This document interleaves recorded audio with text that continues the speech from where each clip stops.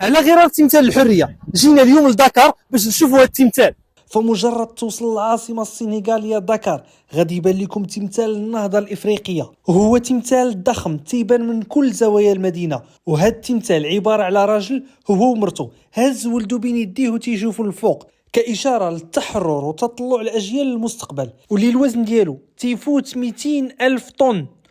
تخيل معايا. أما الطول ديالو ف50 متر وفيه 15 طابق من الداخل. تيزوروا السياح من داخل وخارج السنغال، تيجيو يشوفوا هذه المعلمة التاريخية الإفريقية. وباش توصلوه وتصوروا فيه خاصكم تطلعوا 200 درجة تقريبا. وقبل ما نساليو الفيديو، تمثال النهضة الإفريقية خلق جدل بين مؤيد ومعارض، خاصة بسبب التكلفة المالية ديالو اللي وصلت ل 30 مليون دولار وسط مجتمع مازال تعاني الفقر. أما الأسباب الأخرى فعندها علاقة بالدين والثقافة. ايوا دابا سال الفيديو نمشيو نرجعوا بحالنا، وإلا بغيتو شي